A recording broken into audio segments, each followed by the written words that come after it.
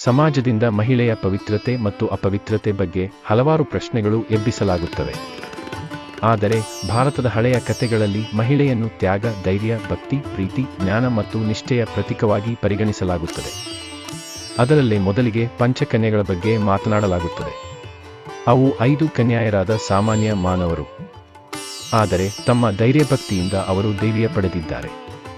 ಮೊದಲ ಹೆಸರು ದೇವಿ ಅಹಿಲ್ಯ ಅವರಿದ್ದು, ಅವರು ನಮಗೆ ಕಲಿಸುತ್ತಾರೆ, ಅಹೇ, ನಿಮ್ಮ ಜೊತೆಗೆ ಎಷ್ಟು ಕೆಟ್ಟ ಇರಲಿ, ಆದರೆ ನಿಮ್ಮ ಭಕ್ತಿಯಲ್ಲಿ ಅಡಿಗಿರಬೇಕು ಮತ್ತು ಅವುಗಳನ್ನು ಕ್ಷಮಿಸುವುದು ಮಾತ್ರ ನಿಮ್ಮ ಶಕ್ತಿ.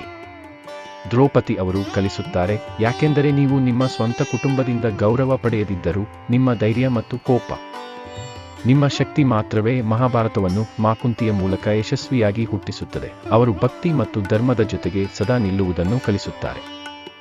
ನಿಮ್ಮ ಶಕ್ತಿಯಾಗಿರುವ ಅವಿತಾರ ಅವರು ನಮಗೆ ನಿಜವಾದ ನಿಷ್ಠೆಯನ್ನು ಕಲಿಸುತ್ತಾರೆ ಮತ್ತು ಸರಿಯಾದ ಸ್ಥಳದಲ್ಲಿ ನಿಮ್ಮ ಜ್ಞಾನ ಮತ್ತು ಬುದ್ಧಿಯನ್ನು ಬಳಸುವುದು. ದೇವಿ ಮಂದೋದರಿ ಅವರು ಕಲಿಸುತ್ತಾರೆ, ಯಾವುದೇ ಎಷ್ಟು ರೀತಿಯ ಕೆಟ್ಟ ಪರಿಸ್ಥಿತಿ ಇದ್ದರೂ ನೀವು ನಿಮ್ಮ ಗೌರವ ಮತ್ತು ಧರ್ಮಕ್ಕಾಗಿ ಅಡಿಗಿರಬೇಕು.